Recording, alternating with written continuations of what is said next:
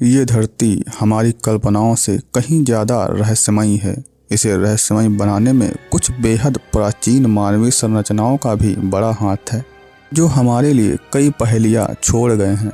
हमारी आधुनिक साइंस ने अनेक रहस्यों को सुलझा लिया है, लेकिन अभी भी कई ऐसे रहस्य हैं जो वैज्ञानिकों की समझ से परे हैं। ये ऐसे रहस्य हैं जिन्हें जानकर आप भी सोचने पर मजबूर हो जाएंगे। आज के वीडियो में हम आपको 3 ऐसी ही रहस्यमय जगहों के बारे में बताएंगे।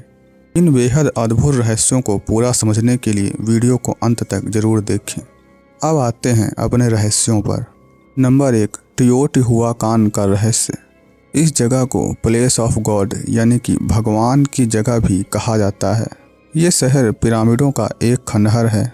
इसमें कई रहस्य भरे हुए हैं। 14वीं शताब्दी में इस जगह की खोज एज़टेक साम्राज्य के लोगों ने की थी और उन्होंने ही इसका नाम टियोटिहुआकान शहर रखा था। उससे पहले इस जगह का कोई नाम नहीं था। टियोटिहुआकान का अर्थ होता है वह स्थान जहां देवताओं का निर्माण हुआ था। ये शहर अपने अंदर कई अनसुलझे रहस्यों को भरे हुए है। टियोटिहुआकान को एक ग्रिड लेआउट में व्यवस्थित किया गया है, जो 20 वर्ग किलोमीटर क्षेत्र में फैला हुआ है। इसमें लगभग 2000 एकल मंजिला अपार्टमेंट परिसर और इसके अलावा कई पिरामिड, प्लाजा, मंदिर और महल शामिल हैं। इस शहर का निर्माण 400 ईसा पूर्व में किया गया था और उस समय का ये सबसे शक्तिशाली शहर था। लेकिन ये अभी भी एक रहस्य है कि इस शहर का निर्माण किसने किया था। कई शोधकारों का ये मानना है कि टोल्टेक सभ्यता ने बड़े पैमाने पर इस शहर का निर्माण किया होगा, लेकिन टोल्टेक संस्कृति टियोटिहुआकान सभ्यता के चरम पर पहुंचने के सैकड़ों साल बाद फली फूली। कई शोधकारों ने अनेक संभावनाएं जताईं, लेकिन कोई भी इस शहर के निर्माण की पुख्ता जानकारी नहीं दे पाया। शहर में पाई गई कलाकृतियों से पता चलता है कि अपने चरम पर ये एक समृद्ध व्यापारिक महानगर था। टियोटिहुआकान में कई पिरामिड हैं, लेकिन सबसे बड़ा पिरामिड सूर्य का पिरामिड है। ऐसा माना जाता है कि इसके निर्माण में 100 साल से भी ज़्यादा का समय लगा था और इसके मूल में 1.1 मिलियन क्यूबिक मीटर से भी अधिक एडोब मिट्टी की ईंटें हैं। सूर्य के पिरामिड का आकार ऐसा है कि यह मिस्र के गीजा के महान पिरामिड के समान दिखता है। सूर्य के पिरामिड का आधार वास्तव में गीजा के महान पिरामिड के समान है। गीजा के पिरामिड से सूर्य का पिरामिड केवल आकार में ही मेल नहीं खाता, बल्कि यह 3 पिरामिडों के बीच भी स्थित है, जो गीजा प्लेटोक्स के समान संरेखित दिखाई देते हैं। टियोटिहुआकान के तीनों पिरामिड, चंद्रमा पिरामिड, बीच में सूर्य का पिरामिड और फिर क्वैटज़ालकोट का पिरामिड स्थित है। ये पिरामिड भी अपने अंदर कई रहस्यों को समेटे हैं। इस शहर के बारे में और भी कई रोचक कहानियाँ सुनने को मिलती हैं। ये जगह वाकई में असाधारण है। यहाँ के एक पिरामिड के अंदर कई इंसानों की हड्डियाँ मिली हैं, इसीलिए ये बात भी कही जाती है कि यहाँ पर उस समय इंसानों की बलि भी दी जाती थी। इस शहर के विशाल आकार को देखकर ये अंदाज़ा लगाया जाता है कि उस समय यहाँ लगभग 25,000 लोग रहते होंगे। जिन एज़टेक साम्राज्य के लोगों ने इसकी खोज की थी, उनके मुताबिक ये शहर अपने आप ही अचानक बस गया, इसलिए इसे देवताओं का जन्म का स्थान भी माना जाने लगा। आज भी ये शहर कब, क्यों और कैसे बस गया, ये एक अनसुलझा रहस्य है। नंबर 2, मेसोपोटामिया की सभ्यता।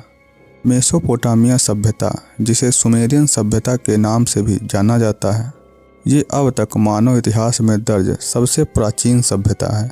मेसोपोटामिया यूफ्रेट्स और टाइग्रिस नदियों के बीच में स्थित एक जगह है जो अब इराक का हिस्सा है। ये सभ्यता अपने विकसित साम्राज्य के लिए जानी जाती है। अपने समय में यह सभ्यता सबसे ज़्यादा समृद्ध थी। इस सभ्यता में विशाल साहित्य, गणित और खगोल विज्ञान का प्रयोग होता था, जो कि उस समय के हिसाब से एक अद्भुत बात थी। मेसोपोटामिया सभ्यता लगभग 3500 ईसा पूर्व पुरानी मानी जाती है।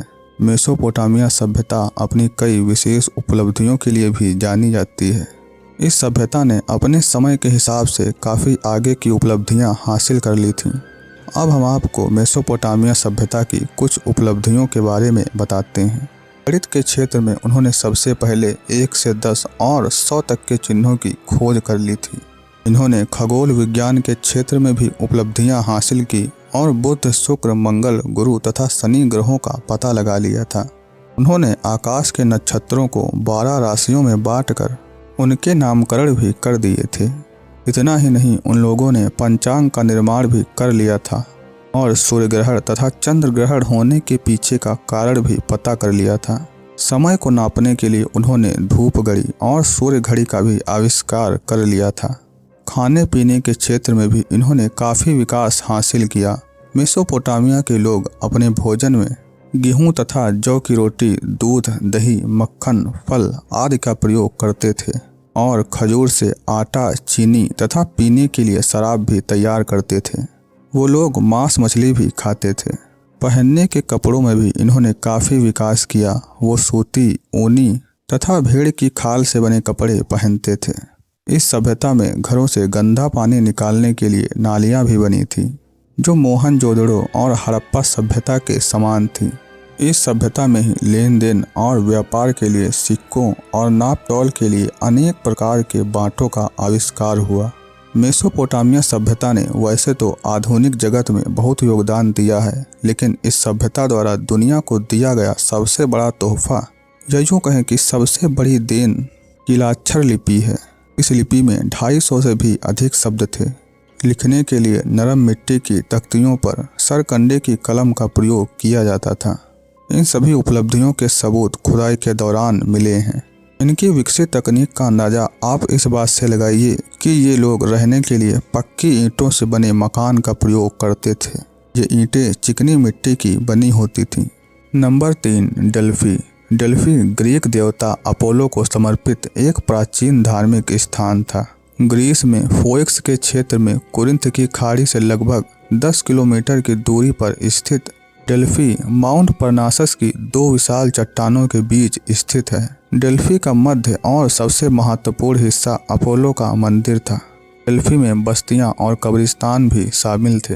यूनानी डेल्फी को विश्व का केंद्र मानते थे। डेल्फी का निर्माण किसने किया, ये भी एक बड़ा सवाल है। कहा जाता है कि नोसिस के पुजारी 8वीं शताब्दी ईसा पूर्व में अपोलो के पंथ को डेल्फी में लेकर आए थे। उस समय के दौरान उन्होंने भगवान के लिए इस स्थान को विकसित करना शुरू कर दिया।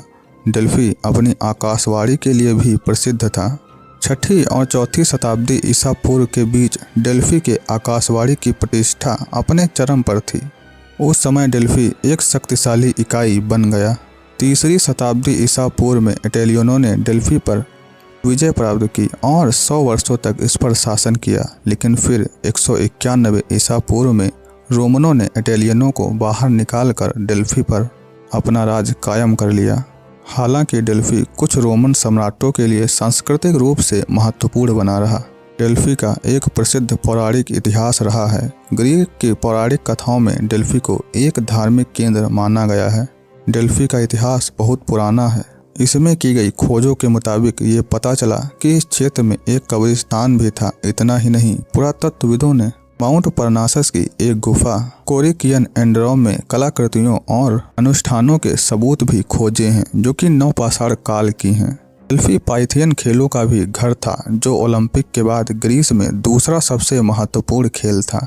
ईसाई धर्म के उदय के साथ डेल्फी का पतन हो गया और अंततः 1800 के अंत तक एक नए गांव के स्थल के नीचे दब गया। तो आज हमने आपको दुनिया की 3 प्राचीन संरचनाओं या यूँ कहें कि सभ्यताओं के बारे में बताया।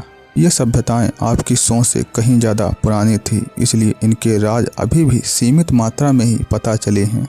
तो मुझे उम्मीद है कि आपको ये वीडियो रोचक लगा होगा और इससे आपको कुछ सीखने को मिला होगा। अगर आपको वीडियो अच्छा लगा हो तो वीडियो को लाइक करें और ऐसे ही रहस्यमय वीडियोस पाते रहने के लिए हमारे चैनल को भी सब्सक्राइब कर लें।